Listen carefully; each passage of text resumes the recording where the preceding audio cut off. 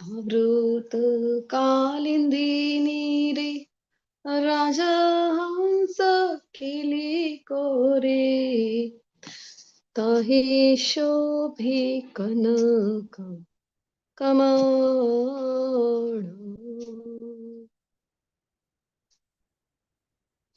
હરે Krishna. Voice clear છે? મારું screen દેખાય છે?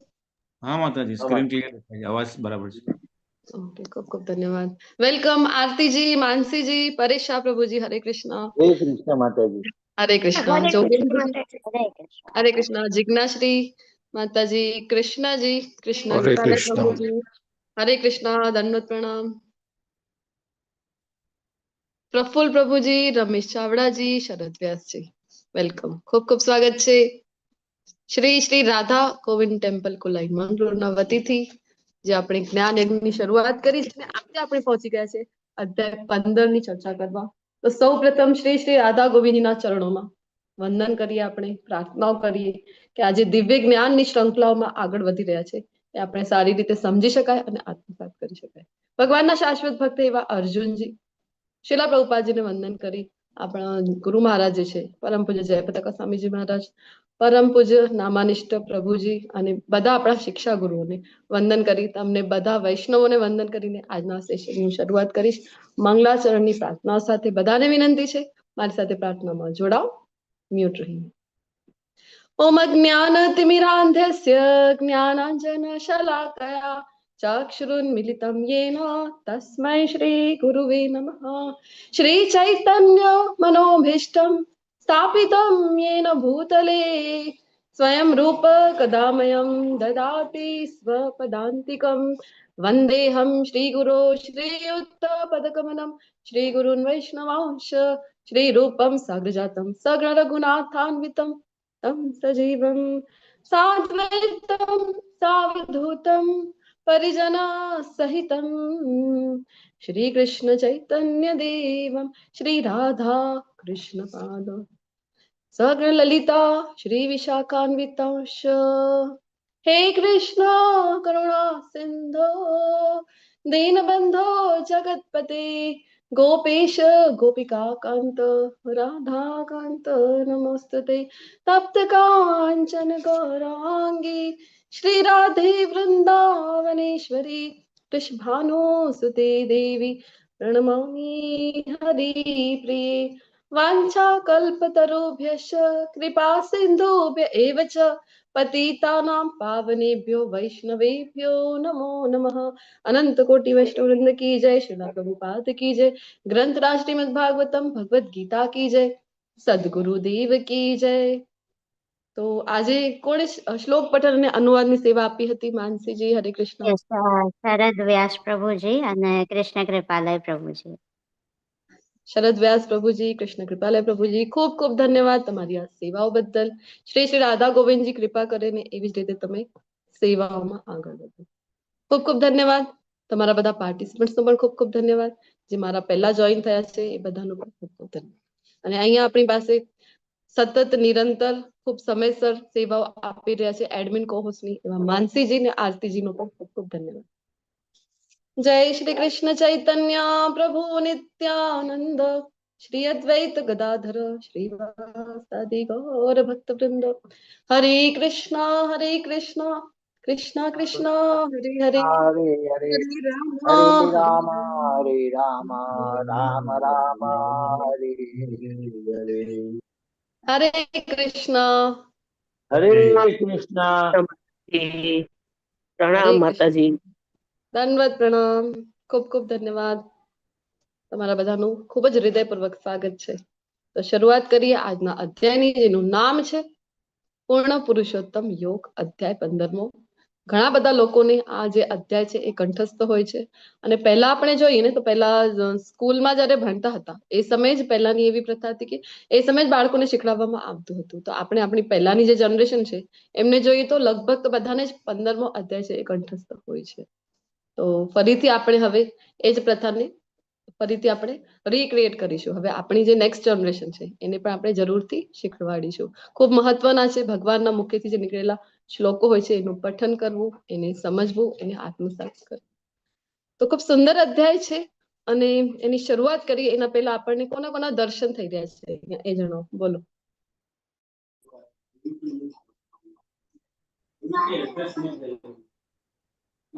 નીચેના પિક્ચરમાં આપણને કોના દર્શન થઈ રહ્યા છે એ બતાવો. ચલો, પ્રભુપાદ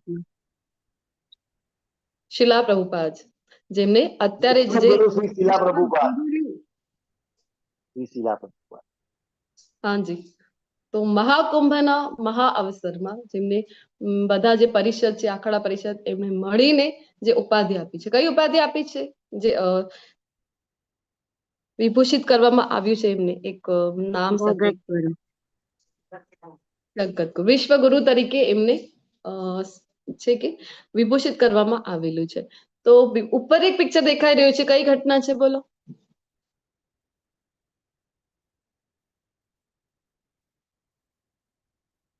કોના દર્શન થઈ રહ્યા છે ઉપરના પિક્ચરમાં એ તો બતાવો. કૃષ્ણ ભગવાન ભગવાનના દર્શન થઈ રહ્યા છે ને. તો ભગવાન જયારે આવે છે દ્વારિકા, શ્રીમદ ભાગવતમમાં પણ આ પ્રસંગ આવે છે. તો એ સમયે બધા જ જેવી રીતે આપણે મથુરાનું વર્ણન કર્યું હતું શ્રીમદ ભાગવતમનો પ્રસંગ, તો સેમ જે વર્ણન આવે છે કે દ્વારિકામાં જયારે આટલા દિવસથી દૂર હતા, જયારે ભગવાન કુરુક્ષેત્રના યુદ્ધના કારણે એ જયારે ફરીથી પાછા આવે છે, તો નગરવાસીઓ જે છે દ્વારિકાના, એ કેટલા બધા ઉત્સુક છે, કેટલા બધા વિહવળ છે ભગવાનને મળવા માટે.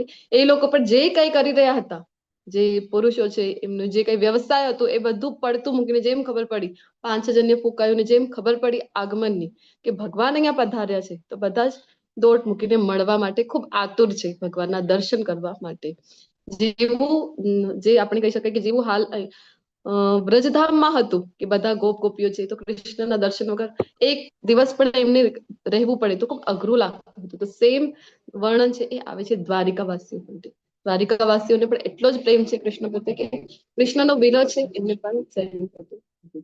ને બધા જ ખૂબ આનંદિત થઈ જાય છે. સ્ત્રીઓ છે તો એ જે કઈ પણ કાર્ય કરતી હતી, રસોઈ છે તો કોઈ અડધું રોટલું શેકેલું છે, અડધું બાકી છે, ને એમ તવા ઉપર આમ જ મૂકી એ દોટ મૂકે છે. કોઈ શ્રૃંગાર કરે છે તો એક આંખમાં કાજલ લગાવેલું છે, એક આંખમાં બાકી છે, તો આમ જ દોટ મૂકે છે.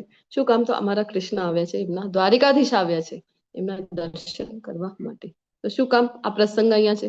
તો ભગવાનના ધામના આ જે વર્ણન છે, ભગવાનના શ્રીમુખ દ્વારા, ભગવાનના શ્લોકો દ્વારા સમજવાનો આપણે પ્રયત્ન કરીશું. ભગવાન પોતાના ધામનું અહીંયા વર્ણન ખૂબ સુંદર કરી રહ્યા છે. શું કામ? કારણ કે ગઈકાલે આપણને કીધું ને, ગઈકાલના અધ્યાયનું નામ જણાવો, બોલો. હરે કૃષ્ણ. 14મો અધ્યાય, નામ શું હતું 14મા અધ્યાયનું? પ્રકૃતિના 3 નિયમો. પ્રકૃતિના ત્રિગુણાત્મકતા ત્રયોદશાય. પ્રકૃતિના 3 ગુણ. 3 ગુણો, ગુણત્રય વિભાગ યોગ. કયા કયા ગુણો છે આપણે વિસ્તાર પૂર્વક? ગુણત્રય રજોગુણ ને તમોગુણ. સત્વગુણ, રજોગુણ અને તમોગુણ.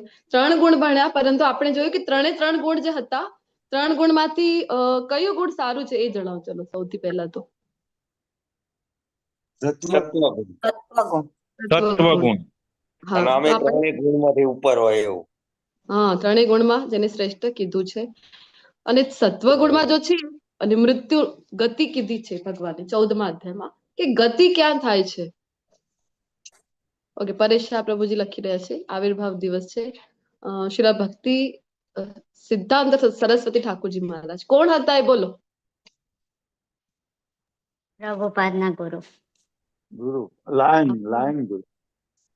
હા, તો શિલા પ્રભુપાદજીના જે ગુરુ મહારાજ હતા એવા શિલા ભક્તિ સિદ્ધાંત સરસ્વતી ઠાકોરજી મહારાજ, ડે 1માં આપણે ચર્ચા કરતા હોઈએ છીએ. તો એમનો આજ આવિર્ભાવ દિવસ છે. તો ખૂબ જ મહત્વનો દિવસ છે. એ દિવસે પ્રાર્થનાઓ આપણે કરીશું એમના ચરણે કે ભક્તિમાં આપણને આગળ વધારે, નામમાં આપણને રુચિ પ્રાપ્ત થાય.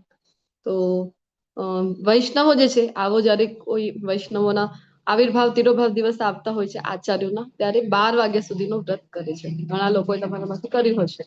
ખૂબ મહત્વનું છે. એમાં આપણે સ્મરણ કરીએ અને એમની જે છે કૃપાના આપણે પાત્ર થઈએ. ઓલરેડી છીએ આપણે, એમની કૃપા પ્રાપ્ત છે, એટલે જ આપણે અત્યારે અહીંયા બેસીને આ ભગવદ્ ગીતાના 15મા અધ્યાયની ચર્ચા સુધી પહોંચી ગયા છે.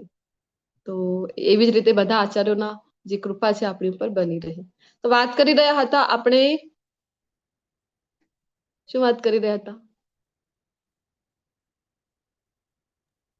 કઈ ચર્ચા ચાલી છે? પ્રકૃતિના 3 ગુણોની. પ્રકૃતિના 3 ગુણો. Okay, sorry.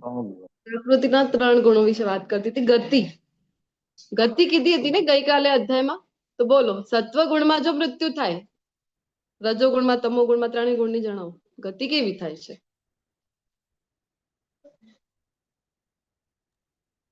સત્વ ગુણમાં થાય તો પરમધામ મળે, રજોગુણમાં થાય તો માનવ ધન મળે, અને તમો ગુણમાં થાય તો પ્રાણી અવતાર. અધમ યોની પ્રાપ્ત થાય તમો ગુણમાં. હવે કઈક એક નાનકડું કરેક્શન છે અહીંયા. કોણ કરવા ઈચ્છે છે? બોલો.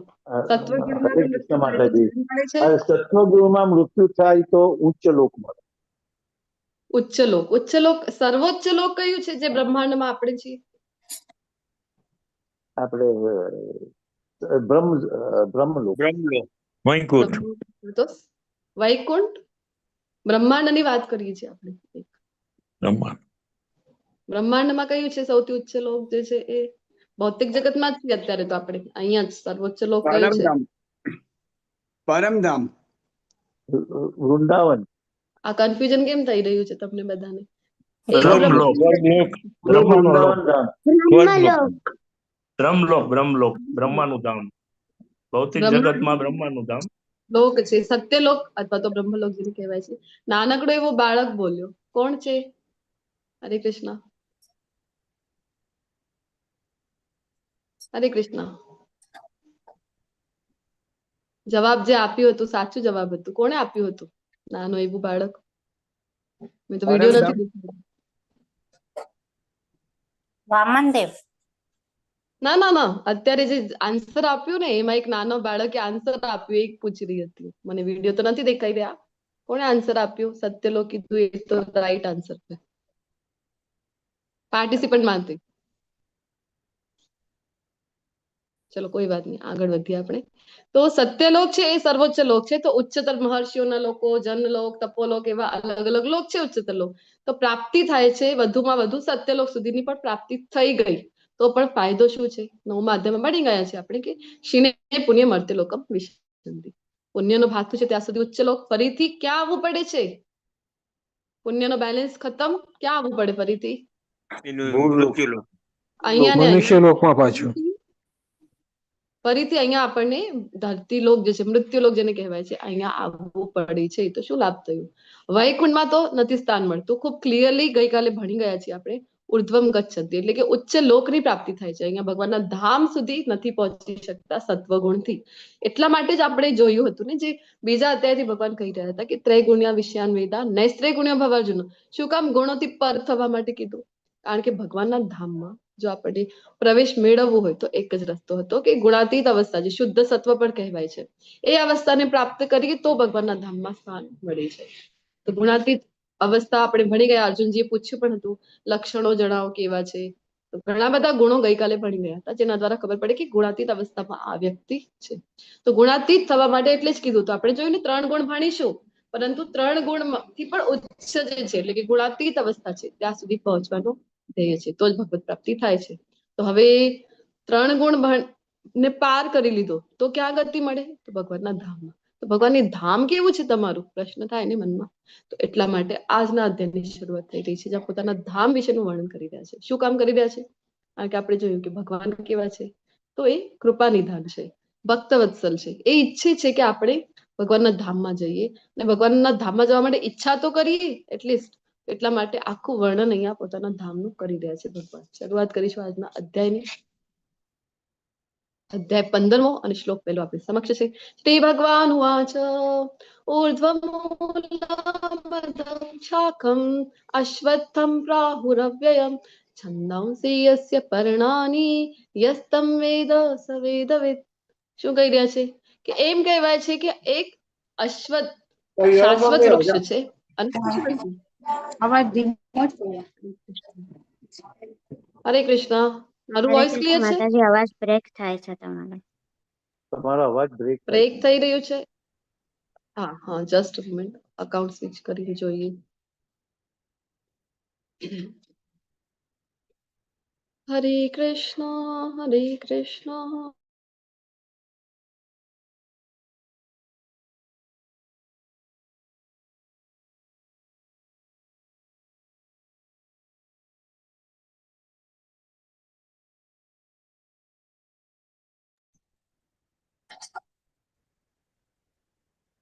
હરે કૃષ્ણ.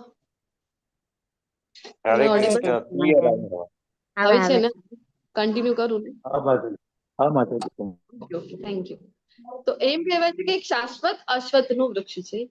કેવું છે એ? અશ્વત્થનું વૃક્ષ. અને કહેવાય છે કે મૂળ ઉપરની તરફ અને શાખાઓ નીચેની તરફ. તો ઊંધા વૃક્ષથી શરૂઆત કરી રહ્યા છે આજના આ અધ્યાયની. અને કહે છે કે પાંદડા છે કેવા છે? વેદના મંત્રો છે. અને મનુષ્ય જે જાણી ગયો આ વૃક્ષને, તો તેઓ વેદોનો જ્ઞાતા કહેવાય છે. ઊંધા વૃક્ષથી શરૂઆત કરી રહ્યા છે. તમે મને કહો કે એવો ઊંધો વૃક્ષ કોઈએ જોયું છે ખરું? મૂળ ઉપર હોય, શાખાઓ નીચે હોય, એવું વૃક્ષ કોઈ જોયું છે ખરું? ન્યુ પાર્ટિસિપન્ટ બોલો. ઊંધો વૃક્ષ જોયું છે? સાંભળ્યું છે ક્યારે? બોલો. માલતીજી, મેઘાજી, નથી રુદ્રજી. જોયું. હા, પહેલેથી નથી આ- જોયું માતાજી. નથી જોયું? ના. ઓકે. મને લાગે છે કોઈકે તો જોયું હશે. બોલો, જૂના પાર્ટિસિપન્ટ. પડછાયા જુઓ, પાણીના પડછાયામાં વૃક્ષ જુઓ તો ઊંધું હરે દેખાશે. કૃષ્ણ માતાજી, જોયું છે ખરું પણ અસ્તિત્વમાં નથી. શાંત પાણી હોય ત્યારે ને આપણે ઊંધા લટકેલા હોઈએ ત્યારે. હા, બે કન્ડિશનમાં કોઈ વૃક્ષને આપણે ઊંધો જોઈ શકાય છે. અહીંયા જો પિક્ચર આપેલા છે. એક તો નાના હતા, તમારામાંથી ઘણા લોકો હશે ને એવા ઉદ્યમી, યુદ્ધ મચાવતા હોય નાનપણમાં, વૃક્ષ ઉપર આમ ઊંધા લટકી જાય. તો આ કન્ડિશનમાં એક તો આપણને દેખાય કે ના, અરે મૂળ ઉપર છે અને જે શાખાઓ છે એ નીચે છે.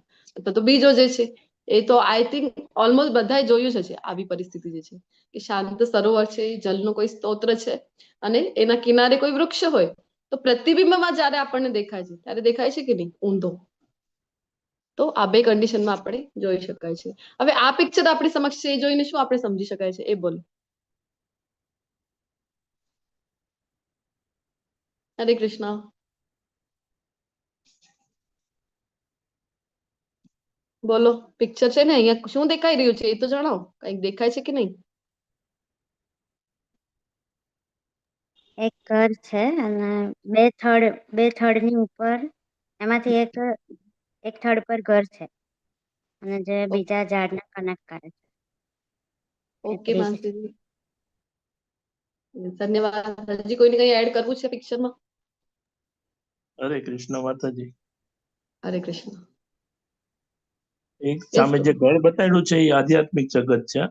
આ પુલ બતાડ્યો છે એ બાજુ એ ભૌતિક જગત છે. આપણે બધા ભૌતિક જગતમાં છીએ અને આપણને એમ લાગે છે કે આપણે બહુ આનંદ છે, બહુ મસ્ત હવા આવે છે, બધું થાય છે.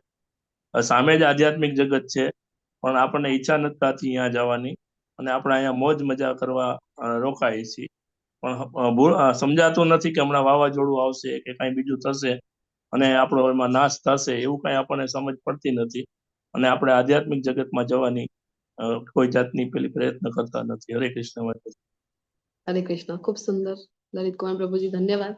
તો આપણે અત્યારે જે છીએ એ બ્રિજ ઉપર છીએ. નાનકડું બ્રિજ દેખાઈ રહ્યું છે ને આપણને. આ બાજુ તો 84 લાખ યોનિઓ છે જે પાર કરીને માનવ દેહ મળ્યું છે. તો આ બ્રિજ ની સમાન છે આપણી પાસે આ માનવ દેહ જે મળેલું છે એ. તો બ્રિજ ઉપર આપણે છીએ અત્યારે. આપણને તો કેટલું સુંદર બધું દ્રશ્ય દેખાઈ રહ્યું છે કે અરે વાહ, આખો આકાશ મને તો દેખાઈ રહ્યું છે, ચંદ્ર સૂર્ય બધું દેખાઈ રહ્યું છે. નીચે જોઈએ તો સરસ મજાના પાણીના સ્ત્રોત, ખળખળાટ નદીઓ છે વહી રહી છે અને કેવું ઠંડુ ઠંડુ પવન પણ વહી રહ્યું છે. તો આનંદ જ આનંદ છે, અહીંયા તો મોજ જ મોજ છે એવું આપણે વિચારી રહ્યા છે અત્યારે. અને પુલ ઉપર જ આપણે તો સેટલ થવાની બધી જ તૈયારી કરી રહ્યા છે. શું કામ? કારણ કે આપણે એટલા બધા તો અહીંયા મોહિત થઈ ગયા છીએ કે આપણને લાગે છે અહીંયા જ બધું આનંદ છે, પરંતુ આપણે એ નથી વિચારતા કે ક્યારે કોઈ વન્ય પશુ છે, જંગલી પશુ છે, એ આવી જાય તો હેરાન કરે તો. અને પુલ ઉપર તો જગ્યા જ કેટલી નાની છે. વાવાઝોડું આવી ગયું તો, ખૂબ તાળ તડકો આવી ગયો તો કેવી રીતે સહન કરીશું?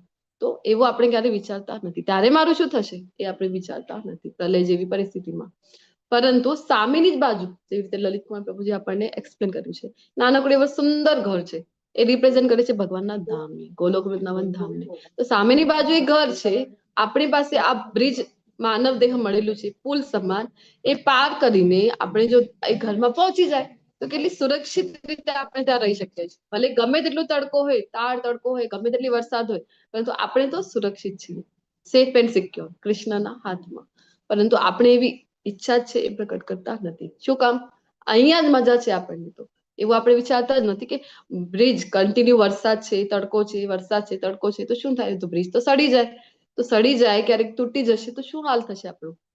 નીચે પતન થઈ જાય, અધમ યોની ફરીથી પ્રાપ્ત થાય, એ આપણે વિચારતા નથી, ઈચ્છા કરતા નથી ભગવાનના ધામમાં જવાની. તો આગળ કહી રહ્યા છે કે આ વૃક્ષની શાખાઓ ઉપર તથા નીચે પ્રસરેલી છે, બંને બાજુએ શાખાઓ છે, અને પ્રકૃતિના 3 ગુણો દ્વારા પોષણ પામે છે. જે આપણે ગઈકાલે 3 ગુણ ભણી ગયા છે, સત્વગુણ, રજોગુણ અને તમોગુણ. આ 3 ગુણ જે છે એને પોષણ આપી રહ્યા છે. તેની ડાળખીઓ ઇન્દ્રિયોના વિષયો છે, જે ડાળખીઓ છે ઇન્દ્રિયોના વિષયો, જે આપણે જે મુજબ ઈચ્છા કરીએ. આ વૃક્ષના મૂળ નીચે પણ જાય છે, અને તે માનવ સમાજમાં સકામ કર્મોથી બંધાયેલા છે. આ મૂળ જે છે એક મૂળનો જે બેઝ છે એ શું છે? જે બંધન છે એ સકામ કર્મ. આપણે એ જ કરી રહ્યા છે ને વાસ્તવમાં, જે કઈ કરી રહ્યા છે સકામ. સકામનો અર્થ બોલો, ત્રીજા અધ્યાયમાં ભણી ગયા છે આપણે કર્મ. સકામ એટલે હરે કૃષ્ણ. સકામ કર્મ એટલે શું? હરે કૃષ્ણ. ઈચ્છાથી કરવાતું ફળ. કામ કરવું એટલે ફળની આશા રાખીને કામ કરવું. સકામ એટલે કામ એટલે ઈચ્છા, ફળની ઈચ્છા સાથે જે જોડાયેલો છે એવો કાર્ય છે સકામ કર્મ. તો આપણું તો એવું છે કે નહીં, કાંઈ પણ આપણને કોઈ કહે કે આ કરવું છે, મારો ફાયદો શું? આપણે તો પહેલા એ જ પહેલો પ્રશ્ન જ આપણા માઇન્ડમાં એ જ આવે છે. તો આ વૃક્ષના વાસ્તવિક સ્વરૂપની અનુભૂતિ આ જગતમાં કરી શકાતી નથી. કેવી રીતે કરી શકાય? ભૌતિક જગત શું છે? ભગવાને કીધું છે કે રિપ્લિકા છે, આ પરાવર્તન છે. ઓરિજિનલ કોઈ વસ્તુ હોય તો પરાવર્તન હોય ને, એનો અર્થ ઓરિજિનલ છે. કયું છે? તો ભગવાનનું ધામ છે. ભગવાન કહી રહ્યા છે ઊંધું વૃક્ષ આપણને ભૌતિક જગતને આપણા શું કામ? તો એ તો માત્ર પરાવર્તન છે. તો પરાવર્તનમાં જે પ્રતિબિંબ છે એમાં આપણે વાસ્તવિક અનુભૂતિ કેવી રીતે કરી શકાય? ધારો કે કોઈ આંબાનો વૃક્ષ છે ને, અત્યારે આપણે જોયું ને કે પાણીમાં પ્રતિબિંબ, તો પાણીમાં એનું પ્રતિબિંબ જોઈ રહ્યા છે આંબાના વૃક્ષનું, તો પાણીમાં તો આખે આખું એવું જ વૃક્ષ આપણને દેખાશે, કે એ કલર પણ એવું જ રહેશે કે ના સરસ મજાના પીળા પીળા આંબા છે, બધી જગ્યાએ પાકેલી કેરીઓ આપણને દેખાઈ રહી છે, લીલા લીલા પાંદડાઓ છે, પરંતુ આ અનુભૂતિ થશે નહીં પ્રતિબિંબમાં. એ જે ફળનું સ્વાદ છે એ આ ફળના સ્વાદમાં, પ્રતિબિંબમાં જે ફળ દેખાઈ રહ્યું છે એમાં આપણને સ્વાદ ખબર પડશે કે કેવું રસ છે એ ફળમાં, કેવું એનો સુમધુર સ્વાદ છે એ ખબર પડી શકશે નહીં. જોઈ શકાય છે કે હા સમાન જ છે, પરંતુ સ્વાદ ત્યાં માણી શકાશે નહીં, કારણ કે પ્રતિબિંબ છે. સેમ વે અહીંયા આપણે ભૌતિક જગતમાં છીએ, તો આધ્યાત્મિક જગત જે ઓરિજિનલ છે એનો સ્વાદ અહીંયા આપણે અનુભવ કરી શકાય નહીં. એટલે ભગવાન કહે છે કે અહીંયા તો અનુભૂતિ નહીં થઈ શકે, કારણ કે તમે બધા તો પ્રતિબિંબમાં છો. કોઈ પણ એ સમજી શકતું નથી કે આનો આદિ ક્યાં છે, અંત ક્યાં છે અને આધાર ક્યાં છે, પરંતુ મનુષ્ય સુદૃઢ મૂળવાળા વૃક્ષને વિરક્તિના શસ્ત્ર વડે નિશ્ચયપૂર્વક કાપી નાખવું જોઈએ. કાપી નાખવા કહે છે, કારણ કે નહીં કાપીએ તો ફરીથી ને ફરીથી આમાં જ આપણે અટવાઈને રહીશું. તો આ આપણા જીવનનું ધ્યેય નથી. આ હેરાન થવું અહીંયા ભૌતિક જગતમાં જન્મ મૃત્યુ જરા વ્યાધિ, જન્મ મૃત્યુ જરા વ્યાધિ એને વારંવાર પ્રાપ્ત કરવું આપણા જીવનનું આ ધ્યેય નથી. કૃષ્ણને નથી ગમતું કે આપણે બધા હેરાન થાય, એટલે કૃષ્ણ આવું બધું જ્ઞાન આપણને આપી રહ્યા છે. ત્યાર પછી તેણે એવા સ્થાનની શોધ કરવી જોઈએ. હવે વિરક્તિના શસ્ત્રથી કાપી તો નાખ્યું આ વૃક્ષને, તો કાપી નાખ્યું તો હવે જવાનું ક્યાં? પ્રશ્ન થાય ને આપણને, આપણે ક્યાં જઈએ હવે? તો પછી કૃષ્ણ કહી રહ્યા છે કે આગળ એવા સ્થાનની શોધ કરવી જોઈએ. કેવા સ્થાનની? કે જેમનાથી અનાદિકાળ પરમેશ્વરનું શરણ લેવું જોઈએ, અને એવું સ્થાન શોધવું જોઈએ કે જ્યાં ગયા તો પછી ફરીથી યમ પ્રાપ્યનો નિવર્તન્તે તદ્ધામ પરમમ, કે ત્યાં ગયા પછી ફરીથી અહીંયા પાછા આવવું પડતું નથી. અને શું કરવાનું છે ત્યાં જઈને? તો જે સ્વામી છે ગોલોક વૃંદાવન ધામના, ત્રિલોકના જે અધિપતિ છે ભગવાન કૃષ્ણ, એમનું શરણ લેવું જોઈએ, કે જેમનાથી અનાદિકાળથી દરેક વસ્તુનો આરંભ થાય છે તેમજ વિસ્તાર પણ થાય છે. આવા ભગવાનનું શરણ લેવું જોઈએ. તો આધ્યાત્મિક વિશ્વ વર્સેસ ભૌતિક વિશ્વ, આપણે બધા જે ભૌતિક જગતમાં છીએ એનું કમ્પેરિઝન આપેલું છે આધ્યાત્મિક જગત સાથે. તો આપણને એવું થાય ને કે અહીંયા જ આપણે સેટલ થવાનું છે. આપણે વાત કરીને બ્રિજ છે આપણી પાસે, માનવ દેહ બ્રિજ સમાન છે, તો આપણે તો કેવું છે કે ના અહીંયા સેટલ થવું છે. હરે કૃષ્ણ. તો આ જે જગત છે એ કેવું છે? ભૌતિક જગત. ઘણા લોકો કહે છે ને બ્રહ્મ સત્ય જગત મિથ્યા.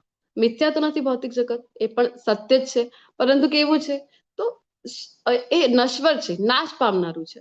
અને અહીંયા એવી જગ્યા જે નાશ પામવાની છે, આના ઉપર સેટલ થવાનું જે આપણે વિચાર કરી રહ્યા છે, કેટલું ખોટું કહેવાય કે નહીં? તો આધ્યાત્મિક વિશ્વ છે જે કૃષ્ણનું એ કાયમી છે. આપણે જોયું કે ત્યાં કોઈ પણ સર્જન થાય છે, વિનાશ થાય છે, એવી કોઈ ચિંતાની આવશ્યકતા રહેતી નથી જ્યારે ધામમાં આપણે પહોંચી ગયા છીએ. આ બધું અહીંયા ભૌતિક જગતમાં છે તો વારંવાર સર્જન છે, વિનાશ છે, આવી બધી આપણને ચિંતા રહી છે કારણ કે અસ્થાયી છે. પછી પ્રેમની વાત છે તો પ્રેમ જે આપણે, એટલે જ મેં પહેલા પણ તમને કીધું હતું કે પ્રેમ શબ્દ જ એટલો સુંદર છે, એટલો અનમોલ છે. પ્રેમ શબ્દ છે એને જો આપણે ભૌતિક જગત સાથે તો અહીંયા આજકાલ એ પણ કલયુગમાં છે તો કોઈને પ્રેમ શબ્દ વાપરવા માટે પણ 100 વાર આવું થાય કે વિચાર થઈ રહ્યું છે કારણ કે પ્રેમ તો વાસ્તવમાં અહીંયા રહ્યું જ નથી. પ્રેમનું બીજું નામ શું છે? આપણે નાનપણથી સાંભળતા આવ્યા છીએ. પ્રેમનું બીજું જ નામ આપણે કહેતા હોય છે. શું છે એ જણાવો. પ્રેમ આપણે સાંભળી કે તરત જ આપણે બીજો એક શબ્દ માઇન્ડમાં આવતો હોય, કયું છે? વાત્સલ્ય. નહીં. સમર્પણ. બધાએ સાંભળ્યું છે ને? સમર્પણ. સમર્પણ. પ્રેમ એટલે આપણે તરત જ પ્રેમ જ્યારે પણ સાંભળીએ આપણે, અને મોસ્ટલી ભગવાનની લીલાઓમાં જ્યારે પ્રેમ સાંભળીએ તો બીજો શબ્દ તરત જ આપણા માઇન્ડમાં જે આવે એ છે સમર્પણ. તો સમર્પણની ભાવના હોય એ પ્રેમ છે વાસ્તવમાં. અહીંયા આપણું કેવું છે અત્યારે, પ્રેમ એટલે હું તને પ્રેમ કરું તો બદલામાં મને પણ મળવું જોઈએ, કઈ ને કઈ ભોગવવાની જયારે ઈચ્છા છે તો એને પ્રેમ તો કહેવું જ ખોટું ગણાશે. જેને પ્રેમ કરીએ છીએ તો આપણું મંતવ્ય કેવું હોવું જોઈએ, કોઈ પણ પરિસ્થિતિમાં એ વ્યક્તિ ખુશ રહે જેને આપણે પ્રેમ કરી રહ્યા છીએ. ભલે ને સ્વાર્થ એમાં રહેતું નથી. પ્રેમ અને સ્વાર્થ કેટલા અપોઝિટ વર્ડ છે, ક્યાં પણ મેચ થતા નથી. જે વ્યક્તિને પ્રેમ કરો છો એ કોઈ પણ પરિસ્થિતિમાં ખુશ રહે, આ જ આપણો મત છે, એ જ આપણું ગોલ હોય છે લાઈફ. પરંતુ અહીંયા તો આપણને ભોગવવું છે બધું, તો એને આપણે પ્રેમ કહી શકાય નહીં. તો સાચો પ્રેમ ક્યાં છે પછી? તો સાચો પ્રેમ ભગવાનની ધામમાં છે. ભગવાન સાથે જે આપણો સંબંધ છે એ જ સાચો સંબંધ છે, ને ભગવાન સાથે જે આપણો પ્રેમ છે એ જ સાચો પ્રેમ છે. એ સમજવું હોય તો આપણે ભગવાન સાથેનો જે પ્રેમ છે એ સમજવું હોય તો ભક્તોના જયારે ચરિત્રો વાંચીએ ત્યારે આપણને ખબર પડે છે કે પ્રેમ કોને કહેવાય. ગોપીઓના જયારે ચરિત્ર વાંચીએ ત્યારે ખબર પડે છે કે પ્રેમનું સમર્પણ જે છે એ કેવી રીતે સાર્થક કરીને એમણે બતાવેલું છે. બધા ભક્તો અત્યારના કલયુગના પણ અનેક ભક્તો થઈ ગયા છે. નરસિંહ મહેતાને આપણે વાંચીએ તો ખબર પડે છે, મીરાબાઈ સાને આપણે વાંચીએ તો ખબર પડે, મહારાષ્ટ્રના કેટલા બધા સંતો થઈ ગયા છે, જનાબાઈ થઈ ગયા છે, બધાને વાંચીએ તો ખબર પડે છે કે પ્રેમ કોને કહેવાય છે ભક્તોના ચરિત્રથી. પછી સુખ, તો અહીંયાના જે સુખ છે એ કામચલાઉ સુખ છે. કેવું છે કે ટેમ્પરરી આપણે કહીએ ને, અને પહેલા સુખની અનુભૂતિ કરાય અને એ જ પછી થોડાક સમયમાં દુઃખનું કારણ બને છે. ધારો કે કોઈ મીઠાઈ છે, ગુલાબજાંબુ છે, આપણે ખાઈ રહ્યા છીએ ત્યારે કેટલું સુખની અનુભૂતિ થાય છે કે અરે વાહ સુખ મળી રહ્યું છે, અને એ જ 5 ખાઈ લીધા, 10 ખાઈ લીધા, વિચાર કરો 15 ખાઈ લીધા તો ઉલટી આવવાની જ બાકી રહે છે. તો પહેલા જે પહેલો ગુલાબજામુન ખાધો એ સમયે જે સુખ હતું, સુખ મળી રહ્યું છે ને, તો એ જ 15માં ગુલાબજામુનમાં પણ સુખ મળવું જોઈએ, પરંતુ મળતું નથી. કારણ કે અહીંયાના સુખ છે જેવા, કોઈ પણ આપણે વસ્તુ લઈ લઈએ, કોઈ નવી ગાડી છે અથવા તો ફોન છે આપણે લઈ લીધો, અત્યારે ફોન નવો લઈ લીધો, પરંતુ 2-3 મહિનામાં જ આપણે જોતા હોય છે કે સતત જે છે અપગ્રેડેડ વર્ઝન આવતું જાય છે. આપણે જે મોડેલ લઈ લીધું આપણને ખબર પડી કે અરે 3 મહિનામાં આ તો હવે ન્યુ વર્ઝન આવી ગયું ફોનનું, તો તરત જ આપણને પછતાવો થાય છે. તો કારણ કે સુખ જે છે અહીંયાના એવા છે, કામ ચલાવ છે. અને ભગવાનની ધામમાં જે ભગવાન સાથે જે આપણને સુખ મળે છે એ કેવા છે? એ કાયમી સુખ છે. ત્યાં એવું નથી કે અત્યારે સુખ મળી રહ્યું હતું, એકચ્યુઅલમાં એને આનંદ કહેવાય છે. કારણ કે સુખ સાથે આપણે જોઈએ તો દુઃખ હંમેશા એની સાથે, સુખ દુઃખ દ્વંદ્વમાં છે, પરંતુ આનંદ જે શબ્દ છે એનો કોઈ એવો વિરુદ્ધાર્થી શબ્દ નથી. તો વાસ્તવિક જે આનંદ છે એની અનુભૂતિ આપણને કૃષ્ણ સાથેના સંબંધમાં થાય છે. પછી સંબંધોની વાત આવી રહી છે. અહીંયા ભૌતિક જગતમાં છે તો સંબંધો બધા કેવા છે? કામ ચલાવ. અહીંયા જ્યાં સુધી તમારો શરીર છે ત્યાં સુધી જ બધા સંબંધો છે. જે ક્ષણે તમારો મૃત્યુ થઈ ગયો એ જ ક્ષણે પછી એ વ્યક્તિ જે છે અત્યાર સુધી જેની પાછળ જે આપણા જીવનનો આધાર હતી, તો એ વ્યક્તિ તરત જ હવે બની ગઈ બોડી તરીકે બોલાવવામાં આવી છે. એને તો સંબંધ સાથે પણ બોલાવવામાં આવતું નથી. અને બધાને હોય કે ક્યારે હવે એને લઈ જાય. તો જેના માટે જે સંપત્તિ હતી, જેના માટે આખું જે જીવન દરમિયાન પ્રયત્નો કર્યા હતા ધન એકઠું કરવા માટે, તો એ ક્યાં સુધી સાથ આપી શકે છે આપણો? એ સાથ આપે છે તિજોરી સુધી. મૃત્યુ થઈ ગયું એ જ ક્ષણે સાથ છોડીને જતા રહ્યા. પછી બાળકો છે ક્યાં સુધી? પત્ની છે ક્યાં સુધી સાથ આપે છે કે ઘરના જે ઉંબરા સુધી એ સાથ આપી શકે, બાળકો છે તો વધુમાં વધુ સ્મશાન ભૂમિ સુધી સાથ આપી શકે છે. એની પાછળ કોઈ સંબંધ કામ આવે છે? નથી આવતા. પરંતુ કૃષ્ણ સાથે સંબંધ જે છે, કૃષ્ણ એની પાછળ પણ, અરે અધમથી અધમ યોની પણ પ્રાપ્ત કરી લઈએ આપણે આપણા કર્મોના મુજબ, તો પણ કૃષ્ણ છે એ આપણો સાથ છોડતા નથી. કયા સ્વરૂપમાં આપણી સાથે દરેક યોનિમાં એ રહે છે? બોલો. પરમાત્મા. પરમાત્મા આપણા બધાના હૃદયમાં. વિચાર કરો, કીડીની યોનિમાં છે, અધમ યોનિમાં છે, સર્પની યોનિમાં છે, તો પણ કૃષ્ણ છે એ આપણો સાથ છોડતા નથી. એ સતત આપણી સાથે છે. એટલે જ તો મીરાબાઈનો ખૂબ સુંદર જે ભજન છે, ખૂબ સુંદર પદ છે. મીરાબાઈ શું કહે છે સંબંધોની જયારે વાત થાય છે? યહ સંસાર સકલ જગ ઝૂઠા, ઝૂઠા કુલ નાતા. તો પછી બધા મીરાબાઈને કહે કે મીરાબાઈ બધું જ ખોટું છે, તો સાચું કયું છે? તો પછી તો મીરાબાઈ કહે છે, મીરા કે પ્રભુ गिरधर नागर हरिचरणा चितराची, गिरधर जन्म मरण रासाती. મીરાબાઈને ખબર છે કે સાચો સંબંધ કોની સાથે છે?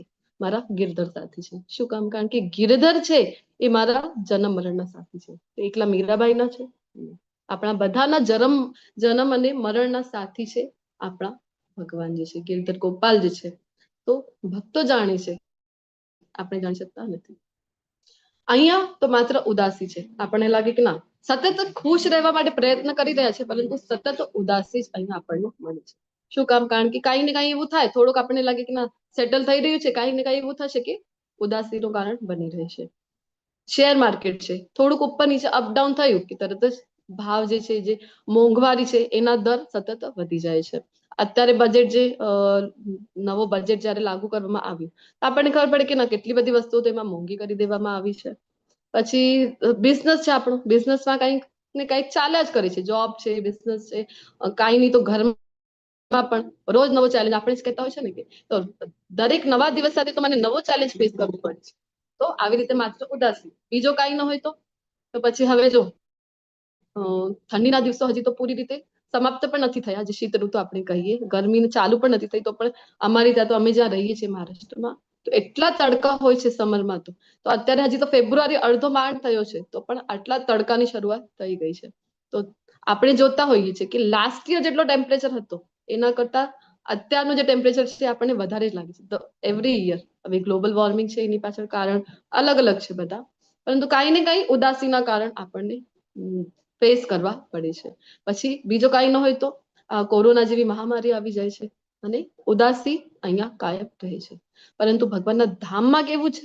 તો કોઈ ઉદાસી હોતી નથી. ત્યાં આપણે વાત કરીને કે માત્ર આનંદ છે ભગવાનના ધામમાં. અને જે વાસ્તવિક અહીંયા 4 સમસ્યાઓ છે એ ભૌતિક જગતમાં ઉચ્ચ લોકમાં પણ જઈએ તો પણ હાજર છે. કઈ છે વાસ્તવિક સમસ્યા? બોલો.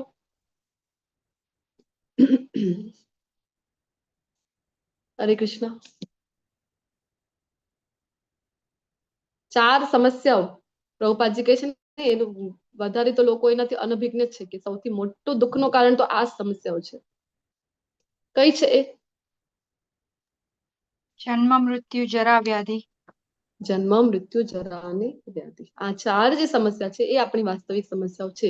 સતત એમાં આપણે અટવાયેલા રહીએ છીએ. જન્મની આપણે વાત કરી હતી કે શ્રીમદ ભાગવતમમાં જે વર્ણન આવે છે કે કેટલું બધું દુઃખ, વિચાર કરો તમે કે ઊંધા લટકી રહેવું કેટલું મોટું દુઃખ છે કે નહીં. આવા બધા દુઃખોનું સહન આપણને કરવું પડે છે. પરંતુ ભગવાનના ધામમાં કેવું છે? તો આ વાસ્તવિક જે 4 સમસ્યાઓ છે ત્યાં ગેરહાજર છે. ત્યાં આપણે ધામમાં છીએ તો બસ આ ફરીથી સર્જન વિનાશ એની કોઈ ચિંતાની આવશ્યકતા રહેતી નથી. જન્મની વાત કરી રહ્યા હતા, ઊંધું લટકીને રહેવું. આપણે માત્ર માનવ યોનિની જો વાત કરીએ તો 9 મહિના સુધી ઊંધું લટકવું. અને શ્રીમદ ભાગવતમમાં જયારે કપિલ મુનિ છે પોતાની માતા દેવહૂતિનો એમની સાથે જે સંવાદ આવે છે તૃતીય સ્કંદમાં, એ સમયે વર્ણન કરે છે આખું કે જન્મ સમયે જે ગર્ભ છે એને કેટલું બધું વેદના સહન કરવી પડે છે.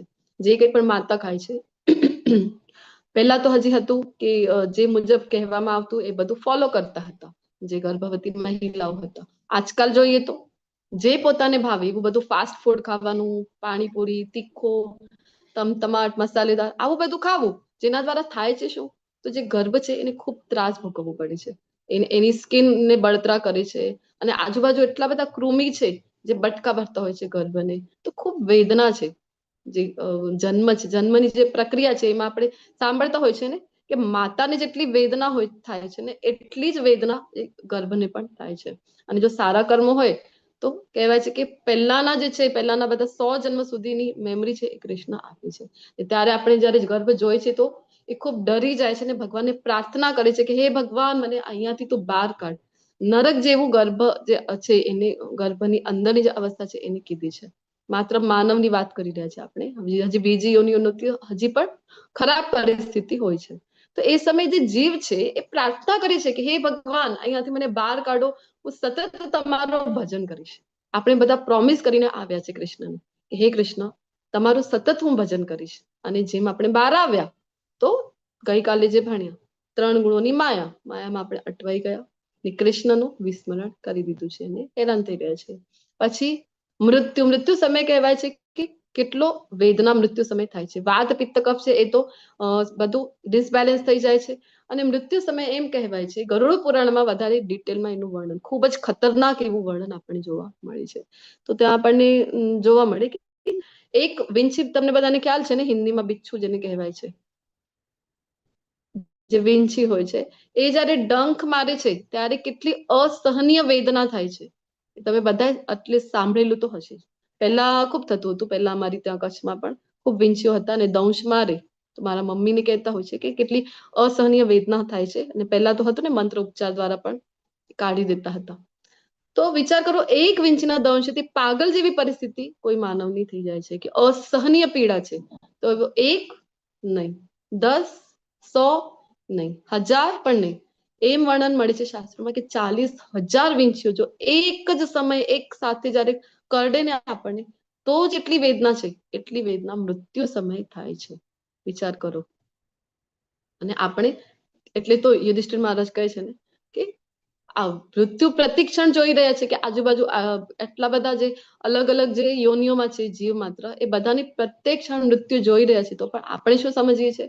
કોઈ મૃત્યુ માટે તૈયારી નથી. આ તો એનું થયું છે ને, મારું મૃત્યુ થોડી થયું. આપણે તો એવું વિચારી લઈએ કે મારું તો મૃત્યુ થવાનું જ નથી. અને જયારે મૃત્યુ થાય છે તો બધું અહીંયા ને અહીંયા, જેના માટે આટલા આખા જીવન દરમિયાન તમે પ્રયત્ન કર્યા, સંપત્તિ થઈ ગઈ, ઘર પરિવાર પત્ની બાળકો, જેના માટે આખા જીવન દરમિયાન સ્ટ્રગલ કર્યું, પ્રયત્નો કર્યા, બધું અહીંયા ને અહીંયા ધરું ને ધરું રહી જાય છે. પેલું ભજન પણ છે ને, સજ ધજ કે जिस दिन मौत की शहजादी आएगी, न सोना काम आएगा, ना चांदी आएगी. તો સાંભળેલું તો બધા છે, પરંતુ આપણને લાગે કે આ વ્યક્તિનું મૃત્યુ થયું છે, મારું થોડી થયું છે. તો એવી રીતે આપણે બિહેવ કરતા હોય છે. જરા, તો જરા જે છે વૃદ્ધાવસ્થા, તમે કહો વૃદ્ધાવસ્થામાં કેટલી બધી પીડા છે. આપણે જોતા હોય છે કે આપણા ઘરમાં પણ વડીલો હોય અથવા જે કોઈ પણ છે વૃદ્ધાવસ્થામાં, એમને બધાને ખ્યાલ છે કે કેટલી બધી, આજકાલ તો આપણે એમ પણ કહી શકાય કે વૃદ્ધાવસ્થામાં જઈએ ત્યારે જ પીડાઓ થશે. આજકાલ તો 30-40 ની એજમાં જોતા હોય છે કે અસંખ્ય શારીરિક પીડાઓ, કંઈક ને કંઈક, કોઈની સાથે પણ વાત કરી તો કંઈક ને કંઈક, હવે શુગર બીપી તો એવા નોર્મલ થઈ ગયા છે, બધાને કંઈક ને કંઈક શારીરિક સમસ્યાઓ તો આપણને જોવા મળતી હોય છે. કારણ કે લાઈફસ્ટાઈલ જે મુજબનો જીવી રહ્યા છે આપણે, એક તો પોલ્યુશન એટલો કરીને બેસી ગયા છે અને એને આપણે વળી માનીએ છીએ કે વિકાસ અમે તો ખૂબ કરી લીધું છે.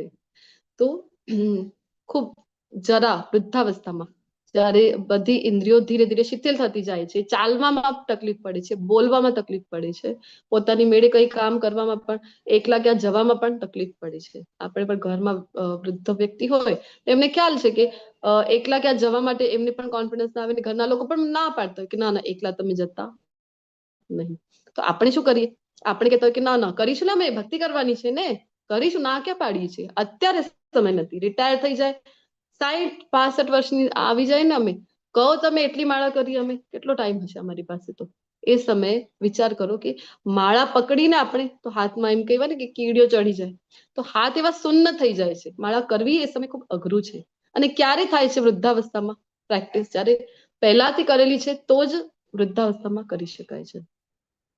આપણી પાસે અહીંયા ઘણા બધા વડીલો છે, એ બધા વડીલોને હું દંડવત પ્રણામ કરું છું, જે અત્યારે આપણી સમક્ષ ખૂબ સારા ઉદાહરણ સ્વરૂપે પ્રસ્તુત છે. કે અત્યારે પણ એ આ એજમાં પણ રિટાયરમેન્ટની એજમાં પણ કેટલી બધી શારીરિક પીડાઓ હોવા છતાં પણ ખૂબ સારી રીતે ભક્તિમય સેવાઓ કરી રહ્યા છે, રેગ્યુલરલી ક્લાસ અટેન્ડ કરે છે. પરંતુ આવા કેટલા હોય છે? આવા વિરલાઓ હોય છે. તો મોસ્ટલી જે જનરલ વાત કરીએ આપણે તો વૃદ્ધાવસ્થામાં કરવું એ સંભવ નથી. અત્યારે કલિયુગમાં તો ખૂબ અઘરું છે. પછી વ્યાધિ, સતત વ્યાધિ કઈ ને કઈ આ શરીરમાં આપણે વાત કરીને કઈ ને કઈ બીમારીઓ લઈને તો આપણે બેઠા જ છીએ. હવે 25 થી 30 વર્ષની ઉંમરમાં પણ તમે જો તો કઈક ને કઈક બીમારીઓ તો જોવા જ મળે છે. તો ખૂબ કોમન થઈ ગઈ છે અત્યારે બીમારીઓ, મોટી બીમારીઓ જેના નામ ને આપણે ઉચ્ચારણ કરવામાં પણ ભય લાગતો હોય એ તો અત્યારે જનરલી જોવા જઈએ તો બધાને થતી દેખાઈ રહી છે. તો વ્યાધિ ખૂબ જ પીડાદાયક છે. આ ચારે જે વસ્તુ છે ખૂબ જ પીડાદાયક છે, જે અહીંયા મુખ્ય આપણી પાસે સમસ્યા છે સૌથી મુખ્ય ભૌતિક જગતમાં.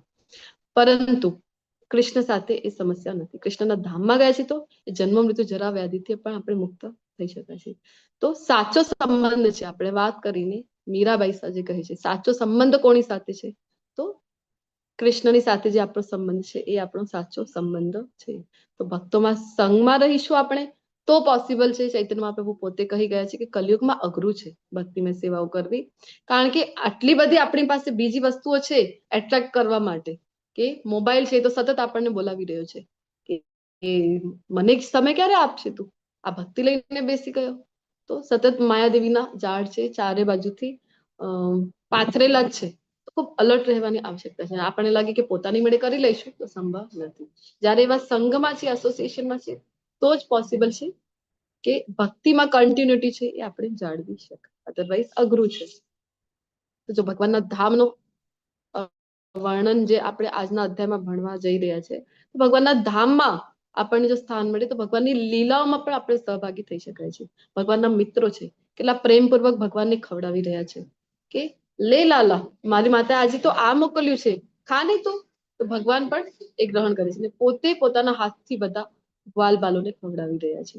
કેટલી સુંદર લીલાઓ છે. ગાય છે, હરણ છે, બધાને ભગવાનજી ખૂબ પ્રેમ કરી રહ્યા છે. બધા એવું નહીં કે માત્ર મનુષ્યોને છે.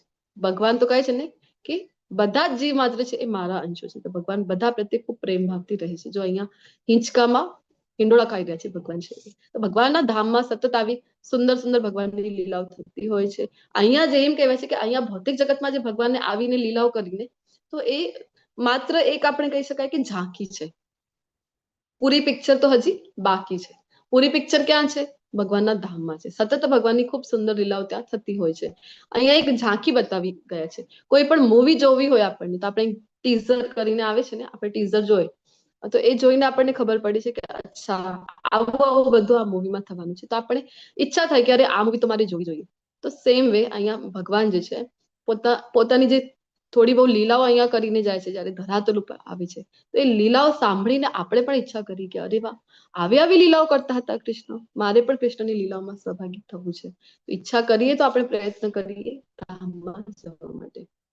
તો હજી પોતાના ધામ વિશે જણાવી રહ્યા છે. ન તત્ભાસે તે સૂર્યો ન શશાંકો ન પાવક, કે મારું જે આ પરમ ધામ છે ન તો ત્યાં સૂર્ય કે ન ચંદ્ર દ્વારા એ પ્રકાશિત થાય છે, ન તો અગ્નિ કે વીજળી દ્વારા. તો આપણને એવું મનમાં પ્રશ્ન થાય કે અચ્છા વીજળી નહીં, ચંદ્ર નહીં, સૂર્ય નહીં, તો ભગવાનના ધામમાં અંધારું હશે ને? હા, અમારે જવું તો છે ધામમાં. અમે એક કામ કરીશું, અમે સાથે બેટરી લઈ જઈશું. બેટરી છે અમારી પાસે, અથવા અત્યારે તો આપણી બધાની પાસે છે, મોબાઈલની અંદર જ ટોર્ચ આવી ગયું છે, ટોર્ચ લઈને જઈશું સાથે અમે. એવું છે ભગવાનનું જે ધામ છે ત્યાં કેવું છે કે બધી જ વસ્તુઓ જે છે સ્વયં પ્રકાશિત છે. એક તો ભગવાનનો જ તેજ કેટલું છે વિચાર કરો. આપણે બ્રહ્મ પરમાત્મા ભગવાન જયારે શીખી રહ્યા હતા બીજા, ત્યારે ચર્ચા કરતા હોય છે કે ભગવાનના જ દિવ્ય અંગનો જે તેજ છે એ જ બ્રહ્મ છે વાસ્તવમાં. અને ભગવાને પણ કીધું ને, બ્રહ્મ અહમ પ્રતિષ્ઠા, બ્રહ્મ જે છે એ મારા આધારે રહેલું છે. તો ભગવાનનો જ પ્રકાશ એટલો છે. અને બીજું એ કે ધામમાં બધી વસ્તુઓ સ્વયં પ્રકાશિત, એટલે કોઈ જરૂર નથી. અને આગળ કહી રહ્યા છે યદ ગત્વા ન નિવર્તન્તે તદ ધામ પરમમ, કે પહોંચી જાય છે તો ફરીથી અહીંયા ભૌતિક જગતમાં આવતા નથી. આઠમા અધ્યાયમાં પણ કીધું હતું યમ પ્રાપ્ય ન નિવર્તન્તે તદ ધામ પરમમ. શું કામ પાછા આવે અહીંયા હેરાન થવા માટે ભૌતિક જગતમાં? તો કોઈ અહીંયા પાછો આવતો નથી. આ બધા જગતમાં બધા જીવો મારા સનાતન અંશો છે. મમે વાંશુ જીવલોકે જીવભૂત સનાતન. તો એવું કીધું છે ભગવાને કે બધા જીવ માત્ર, એવું નહીં કે માત્ર માનવ જ. એટલા માટે જેટલી પણ યોનિઓ છે એ બધા પ્રત્યે આપણે પણ જે બધામાં આપણે ભગવાને પંડિતની જે વ્યાખ્યા આપી હતી, પંડિત સમદર્શીનો, બધામાં કૃષ્ણના દર્શન આપણને થવા જોઈએ. શું કામ? કારણ કે ભગવાન કહી રહ્યા છે કે મારા જ અંશો છે. જેટલા પણ 84 લાખ યોનિઓ છે બધા જીવ માત્ર છે મારા અંશ છે. બધા જીવનના કારણે તેઓ બધી 6 ઇન્દ્રિયો સાથે, 5 ઇન્દ્રિયો તમને બધાને ખ્યાલ છે, અને 6ઠી ઇન્દ્રિય કોને કીધી છે? તો મન ષષ્ટાની ઇન્દ્રિયાની. મન અને 6ઠી ઇન્દ્રિય કીધી છે. તો એની સાથે સતત સંઘર્ષ કરી રહ્યા છે. તો આપણે બધા ભગવાનના અંશ છે. કેવી રીતે સમજી શકાય? પરંતુ ફરક છે સૌથી મોટો કે ભગવાન જે છે એ વિભુ છે અને આપણે છે એ અંશ માત્ર છીએ. ફોર એક્ઝામ્પલ, સમુદ્રનો અહીંયા ઉદાહરણ છે. સમુદ્રનો એક ડ્રોપલેટ છે, એક ટીપું છે પાણીનો. તો એમાં સેમ ક્વોલિટી આપણને જોવા મળે છે જે સમુદ્રમાં છે. જે ખારો પણ આપણે કહીએ સમુદ્રનો ખારાશ છે, પછી જે મિનરલ્સ છે, જે કંઈ પણ મિનરલ્સ, કેલ્શિયમ, પોટેશિયમ, જે કંઈ પણ હશે તત્વો સમુદ્રના પાણીમાં, એ બધા જ તત્વો આપણને એક બૂંદમાં પણ સમુદ્રની એક ટીપામાં પણ જોવા મળે છે. પરંતુ ફરક છે કે નહીં? અલગ થઈ ગયું સમુદ્રથી એક ટીપું જુદું પડી જાય તો એનું અસ્તિત્વ કેટલા સમય સુધી રહે છે? બાષ્પીભવન થશે તરત જ એ તો આપણને જોવા પણ નહીં મળે, લુપ્ત થઈ જશે એક ટીપું તો. પરંતુ જો એ ટીપું ફરીથી સાગરમાં મળી જાય તો કાયમ માટે એનું જે અસ્તિત્વ છે એ રહેશે. તો સેમ વે અહીંયા હજી બીજું ઉદાહરણ છે કે આપણી ફિંગર છે, હાથ છે. તો ફિંગર છે એનું અસ્તિત્વ ખૂબ મહત્વ છે, એક એક આપણી આંગળીનું. ક્યાં સુધી મહત્વ છે? પણ જ્યાં સુધી એ શરીર સાથે સંકળાયેલી છે. ધારો કે શરીરથી એક આંગળી જુદી પડી ગઈ તો એનું કોઈ અસ્તિત્વ રહે છે ખરું? કોઈ અસ્તિત્વ રહેતું નથી. તો હજી અહીંયા ઉદાહરણ આપી રહ્યા છે અગ્નિનું. અગ્નિમાંથી તણખલા ઉડતા હોય છે, તમને બધાને ખ્યાલ છે. તો એક તણખલું ઉડીને બીજી બાજુ પડી ગયું છે તો તણખલામાં પણ ગુણ તો સેમ છે, ક્વોલિટી સેમ છે કે ઉષ્મા છે અગ્નિમાં, પ્રકાશ છે, તો એ તણખલામાં પણ આપણને જોવા મળે છે. હાથ આપણે ટચ થઈ જાય તણખલાને તો એમાં પણ આપણો હાથ છે એ બળી જાય છે, કારણ કે ઉષ્મા છે, પ્રકાશ છે. પરંતુ અસ્તિત્વ કેટલી વાર છે? ક્ષણભરમાં એ નાશ પામે છે. પરંતુ ફરીથી જો આ અગ્નિમાં બળતા ઝળહળતા અગ્નિમાં પ્રવેશ કરી જાય તો કેટલા સમય સુધી એનું અસ્તિત્વ છે એ રહે છે. તો આપણું પણ એવું છે, આપણે બધા કૃષ્ણના અંશ છીએ. તો ક્યાં સુધી આપણું અસ્તિત્વનો કોઈ અર્થ રહે છે? જ્યાં સુધી કૃષ્ણ સાથે જોડાયેલા છીએ. કૃષ્ણ સાથે જ્યારે આપણે ભક્તિમય સેવા દ્વારા જોડાયેલા છીએ તો જ આપણું અસ્તિત્વનો કોઈ અર્થ રહે છે અને સચ્ચિત અને આનંદ જે કૃષ્ણની પ્રકૃતિ છે એ આપણે પ્રાપ્ત કરી શકાય. કૃષ્ણથી જુદા પડી જઈએ આપણે, જે આપણો આધ્યાત્મિક સ્વરૂપ જે છે કૃષ્ણ સાથે જે સંબંધ છે એ જો ભૂલાઈ દઈએ ને જુદા પડી જઈએ તો આ તણખલાની જેમ આપણી હાલત થઈ જાય છે, કોઈ અસ્તિત્વ આપણું રહેતું નથી.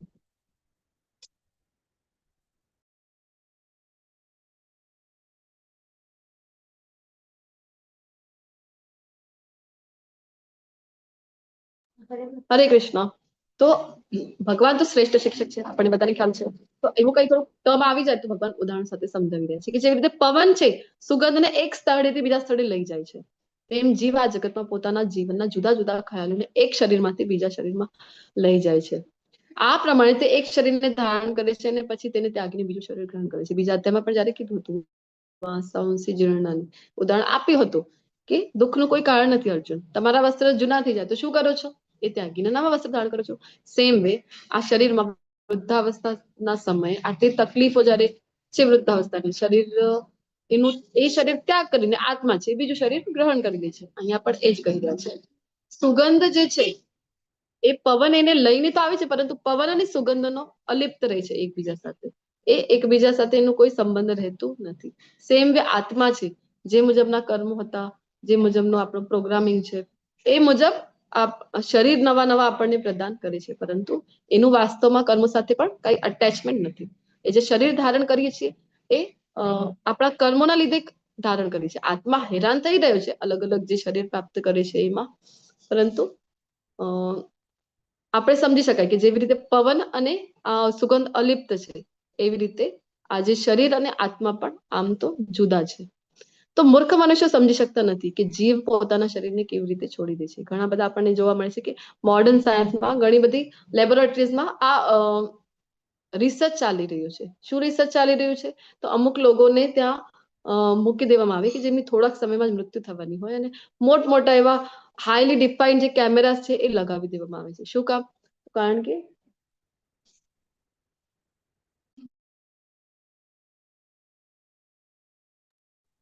જોવા માટે કે મૃત્યુ જ્યારે થાય છે તો કહેવાય છે, કારણ કે આત્માના અસ્તિત્વને હવે મોડર્ન સાયન્સ પણ માનતું થઈ ગયું છે. તો એ સમયે થાય છે શું એક્ઝેક્ટલી? એ આત્માને કેચ કરવા ઈચ્છી રહ્યા છે કેમેરાની અંદર, પરંતુ અત્યાર સુધી તો એ સંભવ એમનું થયું નથી. આ સક્સેસફુલ હજી તો નથી થયું, ભવિષ્યમાં કદાચ થઈ જાય. અત્યાર સુધી તો થયું નથી, કારણ કે આત્માનું સાઇઝ કયું છે બોલો તો? આત્માનું સાઇઝ વાળના અગ્રભાગના 10,000મો ભાગ. વાળના અગ્રભાગનો 10,000મો ભાગ. આટલું સૂક્ષ્મ છે કે કેવી રીતે? અત્યારે તો એવું કોઈ કેમેરા આપણી પાસે નથી કે જેને કેચ કરી શકાય. તો ભગવાન પણ વારંવાર કહે છે ને, બધી વસ્તુઓ જો ભૌતિક દૃષ્ટિએ આપણી જે ઇન્દ્રિયો છે એ કેવી છે? ખામીયુક્ત છે, પરફેક્ટ નથી. પરફેક્ટ ઇન્દ્રિયો કૃષ્ણની છે, આપણી નથી. આપણે તો બધી ઇન્દ્રિયો આપણી જો સક્ષમ હોય તો આપણે અંધારામાં પણ જોઈ શકતા હોય છે કે નહીં? આંખો તો ત્યારે પણ આપણી પાસે છે. બંધ રૂમમાં આપણે જો છીએ તો બંધ રૂમમાં પણ જોઈ શકવું જોઈએ, પરંતુ જોઈ શકતા નથી. આપણે જો કહીએ કે ના જોઈએ નહીં એને તમે માનીશું જ નહીં, તો એવું પોસિબલ નથી. એટલે ભગવાન કહે છે કે આ ભૌતિક ચક્ષુથી તો નહીં, પરંતુ જ્ઞાન ચક્ષુ દ્વારા પોસિબલ છે. અહીંયા કીધું છે ને, વિમૂઢા નાનું પશ્યંતી પશ્યંતી જ્ઞાન ચક્ષુ છે, કે વિમૂઢ જે મૂઢ છે, મૂર્ખ છે, એ લોકો જોઈ શકશે નહીં કે કેવી રીતે આ થઈ રહી છે પ્રોસિજર. આત્મા એક શરીર ત્યાગીને બીજા શરીરને ધારણ કરી રહ્યું છે, પરંતુ કોણ જોઈ શકશે? કે જેની પાસે પશ્યંતી એટલે કે જોઈ શકે છે. કોણ? તો જેની પાસે જ્ઞાન ચક્ષુ છે એ જોઈ શકે છે. ભૌતિક ચક્ષુથી તો પોસિબલ નથી. આત્મ સાક્ષાત્કારમાં સ્થિત થયેલા પ્રયત્નશીલ આધ્યાત્મવાદી આ બધું સ્પષ્ટ રીતે જોઈ શકે છે, પરંતુ જેમના મન વિકસિત થયેલા નથી અને જેઓ આત્મ સાક્ષાત્કારમાં સ્થિત થયેલા જ નથી, તો તેઓ આ પ્રયત્ન કરવા છતાં જોઈ શકતા નથી કે આ બધું શું થઈ રહ્યું છે. એ ક્યારે પણ જાણી શકશે નહીં. આપણે ઘણા બધા લોકો એવા જોવા મળે છે કે જેમને એવું થાય છે કે ના અમે મૃત્યુ પર પણ વિજય મેળવી શકીશું, પરંતુ મેળવી શકાતું નથી. માઇકલ જેક્સનનું એક ઉદાહરણ આવે છે કે એ એટલી બધી તો ખૂબ પોપ્યુલર એ રોકસ્ટાર હતા, તો એટલી બધી તો એમની પાસે ધન વૈભવ બધું જ હતું, પરંતુ મૃત્યુ જયારે એમની તબિયત ખરાબ થઈ તો એટલી બધી 14 થી 15 ડોક્ટરની આખી ટીમ હતી એમની આજુબાજુ, જે આખા વર્લ્ડ થી બેસ્ટ ડોક્ટર હતા. એમની ટીમ સતત એમની સાથે રહેતી હતી કે ના એમને કઈ તકલીફ ના પડે. અને એટલા બધા તો ડોનર એમને રેડી રાખેલા હતા કે આ પાર્ટ ખરાબ થઈ ગયો શરીરનો તો બીજો પાર્ટ આપવા માટે બધા ડોનર રેડી છે. આ બધું જ હતું, છતાં પણ મૃત્યુથી એ બચી શક્યા નથી. મૃત્યુ તો આવ્યું છે, કારણ કે મૃત્યુ અટળ છે. આપણે આપણી જીવનની એક ક્ષણ પણ જો વીતી ગઈ ક્ષણ છે, એ કેટલા પણ કરોડો રૂપિયા પણ ખર્ચી દઈએ તો પણ એ ફરીથી પાછી આવતી નથી. તો કાલ એવું છે. તો આત્મ સાક્ષાત્કારમાં જયારે સ્થિત નથી ત્યાં સુધી આપણે એ સમજી શકાય નહીં. જે આત્મ સાક્ષાત્કારમાં સ્થિત છે એ જોઈ શકે છે કે કેવી રીતે આ શરીર છોડી રહ્યા છે, બીજી શરીર ધારણ કરી રહ્યા છે, કઈ યોની ધારણ કરી રહ્યા છે, આ બધાની પાછળ કારણ કોણ છે. તો હું દરેક ગ્રહમાં પ્રવેશ કરું છું અને મારી શક્તિથી જ તેઓ પોતાની કક્ષામાં રહે છે. ઘણા લોકોને છે ને કે બધું નેચરલ છે, આ બધા ગ્રહ મંડળો જે આપણે પૂછીએ કે જો કેટલા સમયથી પૃથ્વી છે અને બીજા ગ્રહો છે, બધા જ એક સોલાર સિસ્ટમની આજુબાજુ જે બધા ગ્રહ મંડળો છે, તો ક્યારેક કોઈ બધા પોતપોતાની કક્ષામાં ફરે છે ને. જો પોતાની કક્ષા છોડીને એ ફરવા માંડી જાય તો તરત જ ટક્કર થઈ જાય અને વિનાશ થઈ જશે, પરંતુ એવું ક્યારે થતું નથી. તો શું કામ? આપણે જો પૂછીએ તો કહે છે કે બધું નેચરલ છે, પોતાની મેળે થાય છે. તો પૂછવાનું બધું પોતાની મેળે કેમ થાય છે? કોઈ ગયું હતું તમારા ઘરમાંથી, કોઈ ગયું હતું ચાવી ભરવા માટે કે ના આટલી જ ગતિ રાખવી જોઈએ પૃથ્વીએ, મંગળ ગ્રહે આટલી જ ગતિ રાખવી જોઈએ, નહીં તો આની ગતિ વધી ગઈ, આની ઓછી થઈ ગઈ તો પ્રોબ્લેમ ક્રિએટ થશે, ટક્કર થઈ જશે. તો નહીં. શું કામ થાય છે? કૃષ્ણ કહી રહ્યા છે કે મારા કારણે થાય છે. હું બધા ગ્રહોમાં પ્રવેશ કરું છું અને મારા જ કારણે બધા પોતપોતાની જગ્યાએ રહે છે. પછી કહે છે કે ચંદ્ર થઈને હું સઘળી વનસ્પતિઓને જીવન રસ પ્રદાન કરું છું. સોમ ભૂતવા રસાત્મક. આપણને એવું લાગે કે બધી જ વનસ્પતિઓ છે, એમાં રસ ક્યાંથી આવી રહ્યો છે? જો બધામાં અલગ અલગ રસ છે, અલગ અલગ સ્વાદ છે. એક જ ભૂમિ ઉપર રહે છે, એ જ ભૂમિ ઉપર તમે મરચા વાવ્યા છે, કારેલા વાવ્યા છે, એ જ ભૂમિ ઉપર ટમેટા વાવ્યા છે, તો એ જ ભૂમિ ઉપર કોઈ ફળનું ઝાડ છે, જામફળનું ઝાડ છે, તો બધામાં રસ છે એ જુદા જુદા છે. એ જ કારેલા કડવા લાગે છે, મરચા તીખા લાગે છે, ટામેટામાં ખાટું સ્વાદ છે, અને જામફળ છે તો એની અંદર મધુર સ્વાદ છે. ભૂમિ એ જ હતી, ખત પણ સેમ નાખ્યું હતું, પાણી પણ સેમ જ નાખ્યું હતું.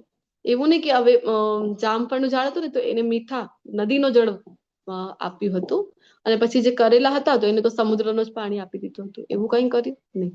જળ પણ સેમ હતું, તો પણ બધામાં રસ અલગ અલગ આવે છે. ક્યાંથી આવે છે? કૃષ્ણ કહે છે કે ચંદ્રમાં થઈને હું જ બધાને જે રસ છે એ પ્રદાન કરું છું. એટલે અલગ અલગ રસ બધામાં આપણને જોવા મળે છે. અહમ વૈશ્વાનરો ભૂત્વા પ્રાણીનામ દેહમાશ્રિતો, કે આપણને થાય કે ના, આપણે જે છે કે બધી અલગ અલગ વસ્તુ આપણે ખાઈ શકાય. ખૂબ ઘણા લોકોને ખૂબ શોખ હોય છે કે અલગ અલગ વસ્તુઓ ખાવાની, કે આ ક્યુઝિન ખાધું, બીજું ખાધું, કે કોન્ટિનેન્ટલ છે, થાઈ ફૂડ છે, અમેરિકન ફૂડ છે, બધું અલગ અલગ ખાઈ લીધું. પરંતુ કૃષ્ણ કહે છે કે એ વૈશ્વાન પચાવવાનું કામ જ હું કરું છું તમારા શરીરમાં. તમે ખાઈ લો ગમે તેટલું, પરંતુ પચાવવા માટે પણ તમે મારા ઉપર નિર્ભર છો, કે હું તમારા બધાના શરીરમાં વૈશ્વાનર સ્વરૂપે છું, જઠરાગ્નિ સ્વરૂપે. આપણે સાંભળતા હોય છે આયુર્વેદમાં આવે છે. આયુર્વેદ ખૂબ સ્ટ્રોંગલી માને છે કે કાંઈ પણ બીમારી થઈ જાય તો આયુર્વેદ માને જ છે ને કે એનું મેઇન જે બેઝ છે એ છે પાચન. પાચન જો તમારું મંદ થઈ ગયું હોય તો જ ત્યાંથી બધી બીમારીઓની શરૂઆત થાય છે. જડ પાચન છે. પરંતુ એલોપેથી તો હજી એને માનતું નથી. તો આપણે ભગવાન જો પોતાની આ એક શક્તિ બંધ કરી દે, કઈ વૈશ્વાનર જે શક્તિ છે એ બંધ કરી દે, તો આપણે ખૂબ હેરાન થઈ જઈશું. ડોક્ટર ફરતા જઈશું, પરંતુ કોઈ આપણને બતાવી નહીં શકે કે તમે શું કામ આટલા હેરાન છો. કારણ કે એલોપેથીમાં બી કોઈ ટેસ્ટ નથી જેનાથી ખબર પડે કે આ કારણસર આ બીમારી તમને થઈ રહી છે. તો વૈશ્વાનર શક્તિ જો કૃષ્ણ બંધ કરી દે તો પણ આપણે ખૂબ હેરાન થઈ જવાય છે. તો પાચન માટે પણ આપણને લાગે કે ના, મારું ફેવરેટ શાક હોય ને, હું તો 7 થી 8 રોટલી પણ ખાઈ દઉં, 10 રોટલી પણ ખાઈ લઉં, ખૂબ જમી શકું છું. પરંતુ પચાવવાનું કામ કોણ કરે છે? કૃષ્ણ કહે છે કે હું કરું છું. એના માટે પણ મારા જ ઉપર નિર્ભર છો તમે. અને શ્વાસ પ્રશ્વાસમાં રહીને 4 પ્રકારના અન્નનું પાચન કરું છું. આયુર્વેદમાં 6 પ્રકારના અન્નનું ભોજનનું આપણને જે વર્ણન મળે છે, અહીંયા 4 પ્રકારના કહી રહે છે. એક તો ચાવીને જે ખાઈએ, પછી એક જે આપણે ગળીને ખાતા હોય છે એ, એક ચૂસીને જે ખાવાના હોય છે ગન્ના જેવા જે પદાર્થો છે, અને એક ચાટીને, એટલે કે મધ જેવી જે વસ્તુ છે. તો 4 પ્રકારના જે અન્ન છે, કૃષ્ણ કહે છે કે એનું પાચન હું જ કરું છું. તો આયુર્વેદમાં માનવામાં આવે છે કે અગ્નિ રક્ષતિ રક્ષિતઃ, અગ્નિનું તમે રક્ષણ કરશો. આ જે જઠર અગ્નિ છે તો એ તમારું રક્ષણ કરશે. સર્વસ્ય ચાહમ હૃદિ સન્નિવિષ્ટો મત્ત સ્મૃતિર્જ્ઞાનમ અપોહનમ ચ. ભગવાન કહી રહ્યા છે કે બધા જ જીવના હૃદયમાં હું રહેલું છું. વારંવાર ભગવદ ગીતામાં કહી રહ્યા છે કે તમારા બધાના હૃદયમાં છે ને એ હું રહું છું. અને ભગવાન જ આપણને આપે છે. શું આપે છે? સ્મૃતિ આપે છે. ઘણા લોકોને થાય કે એક વખત વાંચી લઉં, બધું મને યાદ રહી જાય. પેજ ટુ પેજ હું બતાવી શકું કે આ પેજ ઉપર આ હતું, આ પેજ નંબર પર આ હતું. આ સ્મૃતિ ક્યાંથી આવી છે? કૃષ્ણ કહે છે કે મારા દ્વારા છે આ સ્મૃતિ. પછી ઘણા લોકોને વિસ્મૃતિ પણ જલ્દી પડી જાય છે. તો કૃષ્ણ કહે છે કે એ વિસ્મૃતિ પણ હું જ આપું છું તમને. અપોહનમ અહીંયા કીધું છે ભગવાને. અપોહનમ એટલે કે વિસ્મૃતિ. તો બોલો, જ્ઞાન તો સારું કહેવાય ને, કે સ્મૃતિ છે, જ્ઞાન છે, યાદ રાખવી બધી વસ્તુ. વિસ્મૃતિ તો ખરાબ કહેવાય ને, કારણ કે કોઈની પાસેથી લેવા હતા, 2 લાખ આપ્યા હતા એને, હવે પાછા લેવા હતા, પરંતુ વિસ્મૃતિ પડી ગઈ તો નુકસાન થઈ ગયું. કૃષ્ણ કેમ કહે છે કે હું આપું છું?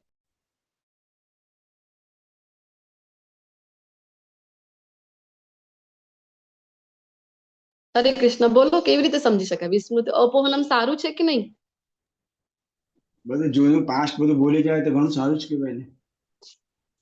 સારું કહેવાય તો કયા સંદર્ભમાં સારું કહેવાય એ જાણો. પાસ્ટ ને જે દુઃખ હોય એ બધા ભૂલી જવાના. પાસ્ટ ની સારી વસ્તુ યાદ રાખવાની. કોઈનું મૃત્યુ થઈ ગયું તો આપણે ભૂલી જઈએ. આપણા જે દુઃખ પડ્યા હતા એ બધા ભૂલી જઈએ તો દેટ ઇઝ ગુડ થિંગ. એ સારી વસ્તુ કહેવાય. એક્ઝેક્ટલી. ખૂબ સરસ. ધન્યવાદ પ્રભુજી. તો ઘણી એવી ઘટનાઓ બને છે ને, આપણે તો છે દુઃખાલયમાં, 8મા અધ્યાયમાં કહી દીધું છે. દુઃખાલયમાં છીએ ને સતત કઈ ને કઈ દુઃખ થાય છે ને. ઘણી વખત તો એવું દુઃખ આવી પડે છે કે જેના દ્વારા જેને ભૂલવું જ ખૂબ અઘરું છે, અને એ દુઃખના સાથે જીવન એના કરતા પણ અઘરું છે. તો એટલે કૃષ્ણ કોઈ ખૂબ પ્રિય વ્યક્તિ છે, ખૂબ નજીકની વ્યક્તિ છે, એ વ્યક્તિનું મૃત્યુ થઈ જાય તો વિચાર કરો કે જીવન જીવવું કેટલું અઘરું બની જાય છે. દરેક શ્વાસ જે છે એ આપણે મરણના સમાન આપણને એ સમય પ્રતીત થાય છે. જેના સાથે ઘટના બની છે એ લોકો જેને સમજી શકાય છે. તો આવી જયારે ઘટનાઓ બને છે તો આવા દુઃખને સતત આપણે યાદ રાખીશું તો બિલકુલ અઘરું છે કે આપણે આપણા લાઈફમાં મૂવ ઓન કરી શકાય. એટલા માટે કૃષ્ણ ખૂબ દયાળુ છે. તો કૃષ્ણ આપણને અપોહનમ પણ આપે છે. ભૂલી જાઓ, થવાનું હતું, મૃત્યુ તો અટળ છે, તો ભૂલી જાઓ. અત્યારે ખૂબ દુઃખદ પ્રસંગ બન્યું છે મહાકુંભમાં. આપણે જોયું કે કેટલી હૃદય વિદારક ઘટના જે બની છે. તો એ લોકોના જે પરિવાર વાળાઓ છે એ લોકોને ખબર હોય કે આવી જયારે દુઃખદ પરિસ્થિતિ છે તો કેવી જે આપણે કઈ કે એના ઉપર જે આપદા આવી છે એ લોકો જ સમજી શકે. અહીંયા બેઠા બેઠા આપણે એના ઉપર કમેન્ટ કરી શકાય નહીં. તો એ લોકોને જેની સાથે આવી ઘટના બની છે એ લોકો લાઈફમાં આગળ કેમ વધશે? નાના નાના બાળકો જેમના હતા એમને છોડીને એમના માતા પિતા જયારે જતા રહ્યા છે, તો પછી કૃષ્ણ છે ધીરે ધીરે અપોહનમ આપે છે કે ધીરે ધીરે વિસ્મૃતિ થાય અને આપણે લાઈફમાં મૂવ ઓન કરી શકાય, આગળ વધી શકાય છે. એ કૃષ્ણ કહી રહ્યા છે. અને ખૂબ મહત્વનું જે છે, વેદેશ્ચ સર્વે અહમેવ વેદ્યો વેદાંત કૃત્વેદ વિદેવ ચાહમ, કે સર્વ વેદો દ્વારા જાણવા યોગ્ય કોણ છે? તો કૃષ્ણ કહી રહ્યા છે કે હું જ છું. બધા વેદો ભણી લીધા, 4 વેદો ભણી લીધા, પરંતુ જાણવા યોગ્ય જે હતા, જ્ઞેય જે હતા કૃષ્ણ, એ કૃષ્ણ સુધી ન પહોંચી શકાય. તો કૃષ્ણ કહે છે કે બધું તમારું આ વેદો ભણવું વ્યર્થ છે. અને સર્વ વેદોનો જ્ઞાતા પણ હું જ છું.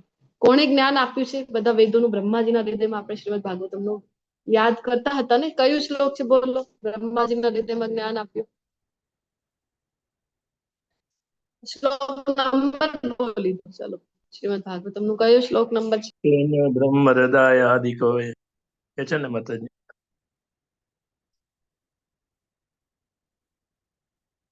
સારો વેદ ભણીને જો સાર સુધી ન પહોંચી શકાય તો બધો વ્યર્થ છે.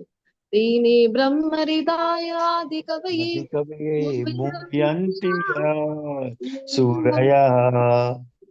કીધું છે ને શ્રીમદ ભાગવત. શ્લોક નંબર બોલો. ચલો, કયો હતો?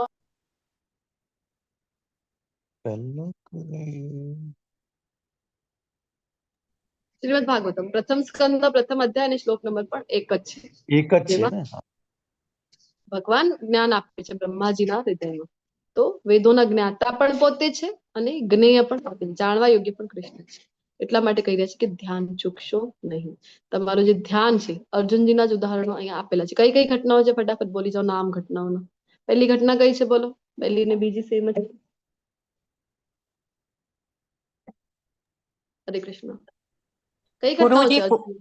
ગુરુજી પૂછે છે કે આમાં તમને શું દેખાય છે? હા, યસ, જિજ્ઞાશ્રી માતાજી. બીજામાં છે કે અર્જુન, હા, અર્જુનજી બાણ લગાવે છે તો એમને પક્ષીની આંખ દેખાય છે. કઈ ઘટના કઈ છે આ બીજી રીતે? એ ગુરુ દીક્ષા ગુરુજી દ્રૌપદી સાથે સ્વયંવર, દ્રૌપદી સ્વયંવર, મત્સ્યભેદ. હા, દ્રૌપદીજીનો સ્વયંવર. છે. હા, ત્રીજો જ પૂછ્યું. પહેલો ને બીજો તો સમાન જ છે, એટલે મેં પહેલા જ કીધું. ત્રીજો પહેલા બે પિક્ચર એક જ ઘટના છે. હા, દ્રૌપદી સ્વયંવર. સ્વયંવર પહેલા પિક્ચરમાં, એટલે બાકી બધા બતાવ્યા છે ને બીજામાં અર્જુનજી બતાવ્યા છે. ઘટના એક જ છે. કે શું દેખાય છે પૂછે છે ને બધાને. કોઈને પાંદડા દેખાઈ રહ્યા છે, કોઈને આકાશ દેખાઈ રહ્યો છે, કોઈને સરસ મજાની ડાળીઓ દેખાઈ રહી છે, ફળ દેખાઈ રહ્યા છે. અર્જુનજીને જયારે પૂછે છે તો ખૂબ ક્લિયર છે, ગોલ ક્લિયર છે, પક્ષીની આંખ દેખાય છે.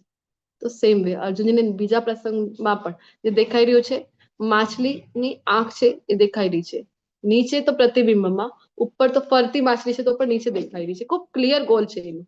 તો શું કામ આ મૂક્યો છે કે સેમ વે આપણો પણ ગોલ ખૂબ ક્લિયર હોવું જોઈએ કે ભગવત સેવા છે એ મારા લાઈફનો ગોલ છે, મને ભગવત ધામ પ્રાપ્તિ કરવી. તો આપણે આપણા પછી જે કર્મો છે એ મુજબના થશે ને આપણે અવશ્ય ઈચ્છા કરીશું તો અવશ્ય ભગવત ધામની પ્રાપ્તિ થશે. જે કોઈ મનુષ્ય સંશય રહિત થઈને મને પૂર્ણ પુરુષોત્તમ પરમેશ્વર તરીકે જાણે છે તે જ બધું જાણનારો છે. માટે હે ભરતપુત્ર, તે મનુષ્ય મારી પૂર્ણ ભક્તિમાં પરોવાઈ જાય છે. ભગવાન ઉપર શંકા કરીએ, શાસ્ત્રો પર શંકા ન કરીએ, ગુરુ આદેશ ઉપર શંકા ન કરીએ, તો કૃષ્ણ ઉપર સંશય રહિત થઈને કૃષ્ણને આપણે જાણી શકાય છે. કેવી રીતે? કે પૂર્ણ પુરુષોત્તમ પરમેશ્વર એકલા કૃષ્ણ છે. આપણે જોયું ને કે બીજા બધા દેવી દેવતાઓ છે એ પણ અધિકારી છે, ભગવાનના ભક્તો છે, પરંતુ આ કેવું ગણાય કે મૂળને પાણી નાખ્યું. કૃષ્ણની સેવા કરી રહ્યા છે તો મૂળમાં પાણી નાખ્યું છે, તો બધા જ પોતાની મેળે પુષ્ટ થઈ જશે. બધા દેવી દેવતાઓ પોતાની મેળે જ પ્રસન્ન થઈ જશે. તો એવું છે. એવું કોણ જાણી શકે છે? કૃષ્ણ કહે છે કે જે સંશય રહિત થઈને મને જાણે છે. તો અને પછી એનો લાભ શું છે? તો કૃષ્ણ કહે છે તો પછી મારી ભક્તિમાં એ પોતાને પરોવાઈ જાય છે. તો એટલા માટે ખૂબ જરૂરી છે ભગવાનના પવિત્ર નામનો આપણે જપ કરીએ, જે આપણને ગુરુ દ્વારા આદેશ આપવામાં આવેલું છે. એટલા માટે શાસ્ત્રો ઉપર ક્યારે શંકા કરવી જોઈએ? મેં કીધું ને, ભગવાન ઉપર ક્યારે આપણે સંશય રહિત થઈને ભજી શકાય? જ્યારે શાસ્ત્રો ઉપર શંકા રહિત, ગુરુના આદેશ ઉપર શંકા રહિત છે, તો ભગવાન ઉપર પણ આપણને વિશ્વાસ આવે છે. તો શાસ્ત્રો ઉપર ક્યારેય શંકા કરવાની નથી. અને શિલા પ્રભુપાદજી કહે છે ને કે if one studies the Vedas without finding the goal of the Vedas, શું છે ગોલ ઓફ ધ વેદાસ? કૃષ્ણને જાણવું એ ધ્યેય છે વેદોને ભણવાનું. તો he simply waste his valuable time. ભલે ને ગમે તેટલા વર્ષો કાઢી નાખ્યા તમે વેદો ભણવામાં, પણ ગોલ સુધી, ધ્યેય સુધી પહોંચી ન શક્યા, કૃષ્ણ સુધી પહોંચી ન શક્યા. તમે શું કર્યું? આટલા અણમોલ, મેં કીધું ને કે કરોડો રૂપિયા આપીને પણ એક ક્ષણ ફરીથી જીવનમાં પાછી આવતી નથી. એને આપણે આમ જ રીલ્સ જોવામાં વેસ્ટ કરી નાખીએ છીએ અત્યારે. કેવી પરિસ્થિતિ કહેવાય એ. તો પ્રભુપાદજી કહે છે કે તમે વ્યર્થ કરી દીધું, તમારો જે સમય હતું, અનમોલ સમય હતું, કિંમતી સમય હતું, વ્યર્થ કરી દીધું. એટલા માટે કહે છે કે હે નિષ્પાપ, આ વૈદિક શાસ્ત્રનો સર્વાધિક ગુપ્ત ભાગ છે. આ કેવું છે જે નોલેજ અહીંયા આપી રહ્યા છે, ઇતિ ગુહ્યતમમ શાસ્ત્ર, કે એકદમ જ ગુપ્ત જ્ઞાન છે. અર્જુનજીને કહી રહ્યા છે. શું કામ? 15મા અધ્યાય સુધી આટલા ઓછા પાર્ટિસિપન્ટ આપણી પાસે રહે છે. એક તો ભગવાને પોતે જ કીધું છે ને કે બહુનામ જન્મ નામંતિ જ્ઞાનવાન મામ પ્રપદ્યંતે. ભગવાન કૃષ્ણની શરણાગતિ અનેક જન્મોની જયારે સુકૃતિઓ આપણી પાસે છે ત્યારે જ થાય છે. અને બીજું હોય કે 15મા અધ્યાય સુધીમાં પહોંચવું, એટલું ધૈર્ય રાખવું એ અઘરું છે. ભગવત કૃપા છે, ભગવાનના ભક્તોની કૃપા છે, ગુરુ કૃપા છે, તો સમજશે કે આ ગુપ્ત રહસ્યમય જ્ઞાન સુધી આપણે પહોંચી શકાય.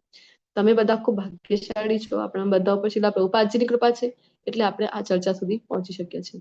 તો સર્વાધિક ગુપ્ત ભાગ છે એને પ્રકટ કર્યો છે. જે કોઈ મનુષ્ય આને સમજી જાય છે તે બુદ્ધિમાન થઈ જશે. ભગવાન અહીંયા કહી રહ્યા છે બુદ્ધિમાનસ, તથા તેના પ્રયાસો જે છે એ પૂર્ણ થઈ જશે. પ્રયાસો કયા છે આપણા માનવ દેહના? અલ્ટિમેટ ગોલ કયો છે બોલો માનવ દેહમાં?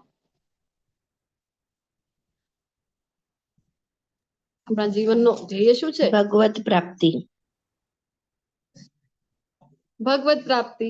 તો ભગવત પ્રાપ્તિ જે આપણો ગોલ છે એ પૂર્ણ થઈ જાય છે. આ જે ગુહ્યતમ જ્ઞાન કૃષ્ણ આપી રહ્યા છે, રહસ્યમય જ્ઞાન આપી રહ્યા છે, એ જાણીને એ મુજબ આપણે વર્તન કરીએ ગુરુ આદેશ પ્રમાણે. જે આપણે ગુરુજીનો આદેશ છે કયું છે? તો ભક્તિમાં સેવા કરવી. કઈ સૌથી મોસ્ટ ઇમ્પોર્ટન્ટમાં આવે છે? નામ જપ. જોયું છે આપણે ઘણી વખત ચર્ચા કરી રહ્યા છે કે કલિયુગનો યુગ ધર્મ છે નામ જપ, પવિત્ર નામનો જપ કરવો, ભક્તિમાં સેવાઓ કરવી, ભગવાનને અર્પણ કરો, પછી એ પ્રસાદ તરીકે ગ્રહણ કરો. તો આવી નાની નાની સેવાઓ કરીએ, ગુરુના આદેશ પ્રમાણે નિયમોનું પાલન કરીએ, તો અવશ્ય આપણા જીવનનો જે ગોલ છે, જે ધ્યેય છે, ભગવત પ્રાપ્તિ આપણે પણ પ્રાપ્ત કરી શકીશું. આવા સુંદર પોતાના ધામનું જે વર્ણન ભગવાને આજે કર્યું છે એ આપણે પણ પ્રાપ્ત આપણા જીવનમાં આ જ જીવનની અંતે કરી શકીશું. તો ખૂબ ખૂબ ધન્યવાદ કે 15મા અધ્યાય સુધી મારી સાથે અત્યાર સુધી બની રહેલા છો. અને આવતીકાલે પણ ખૂબ સરસ મજાનું ચેપ્ટર છે. ત્યાં પણ બધાને વિનંતી છે સમયસર જોડાવા માટે. ખૂબ ખૂબ આભાર. વાંછા કલ્પતરુભ્યશ્ચ કૃપા સિંધુભ્યૈવ ચ પતિતાનાં પાવનેભ્યો વૈષ્ણવેભ્યો નમો નમઃ. જય શ્રી કૃષ્ણ.